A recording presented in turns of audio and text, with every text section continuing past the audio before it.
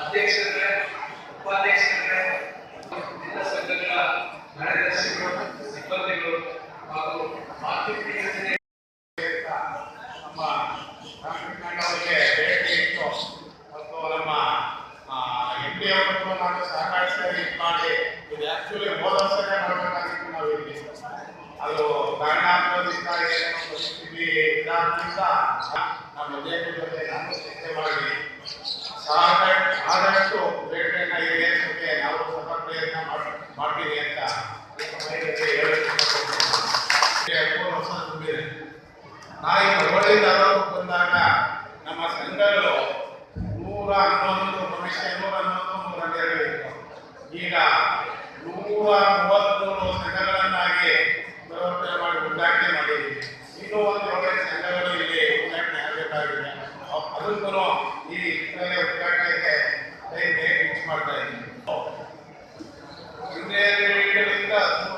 ಇವಾಗ 4 PMC ಉದ್ಘಾಟನೆ ಮಾಡಿ ಇನ್ನೊಂದು PMCಗಳು ಮುಂದಿನ ವರ್ಷ ಆಗ್ಬೋದು, ಇಲ್ಲ ಅಂದ್ರೆ ಈ ಡಿಸೆಂಬರ್ 8 ಆಗ್ಬೋದು ಉದ್ಘಾಟನೆ ಕಾರ್ಯಕ್ರಮವನ್ನು ಹಮ್ಮಿಕೊಳ್ತಾ ಇದ್ದೀವಿ. ನಮ್ಮ ಸಂಘದ ಅಧ್ಯಕ್ಷರು ಮತ್ತು ನಮ್ಮ ನಿರ್ದೇಶಕರು ಮಳವಳ್ಳಿ ತಾಲೂಕಲ್ಲಿ ನಾವು ಏನೇ ಮಾಡಿದ್ರು ಯಾವುದೂ ಇಲ್ಲ ಅಂತೇನೆ ಎಲ್ಲಾ ರೀತಿ ಸಹಾಯ ಸಹಕಾರ ಮಾಡಿ ಎಲ್ಲಾ ನಮ್ಮ ಸಂಘದ ಡೈರೆಕ್ಟರ್ಗಳು ನಮಗೆ ಮಳವಳ್ಳಿಗೆ ನಾನು ಕೇಳದಂತ ವಿಷಯದಲ್ಲಿ ಯಾವುದೂ ಇಲ್ಲ ಅಂತ ಹೇಳಿಲ್ಲ. ಇಂಥ ಒಕ್ಕೂಟಕ್ಕೆ ಇಂಥ ಪೌರ್ಣಕ್ಕೆ ನಾವು ನಿರ್ದೇಶಕ ಆಗ್ತೀನಿ ಅಂತ ನಾನು ಅಂದ್ಕೊಂಡಿರಲಿಲ್ಲ. ಯಾಕೆಂದ್ರೆ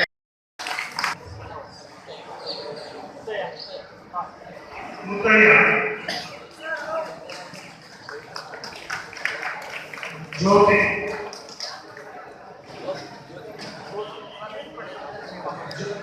ಜ್ಯೋತಿ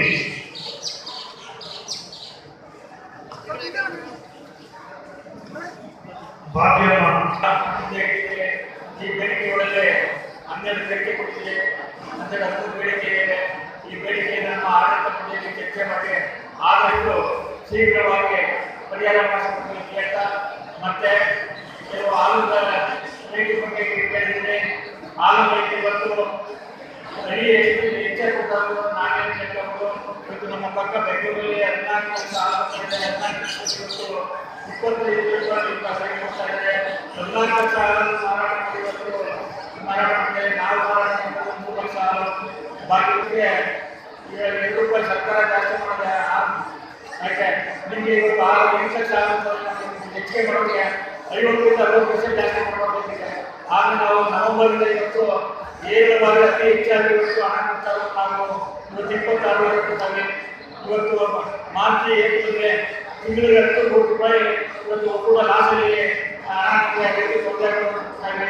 ಆದರೂ ಬೇಡಿಕೆ ನೀವು ಕೇಳಿದ್ರೆ ಮತ್ತೆ ಇವತ್ತು ರೈತರು ಆಗಿನ ಅತಿ ಹೆಚ್ಚಾಗಿ ಇವತ್ತು ರೈತರಿಗೆ ಅನುಕೂಲ ಆಗಿರೋದು ಹೈನುಗಾರಿಕೆ ರೈತರಿಗೆ ಅನುಕೂಲ ಆಗ್ತಾ ಇದೆ. ಮತ್ತೆ ಇವತ್ತು ಹಾಲು ಒಳ್ಳೆ ಶುದ್ಧವಾದ ಎಲ್ಲ ಹಾಲನ್ನು ಶುದ್ಧವಾದ ಸಂಗ್ರಹಣೆ ನಿಮ್ಮ ಬೇಡಿಕೆ ನಮ್ಮ ಊರು ಕೇಳ್ತಾ ಮತ್ತೆ ನಿಮ್ಮ ಬೇಡಿಕೆ ಕಾರ್ಯಕ್ರಮ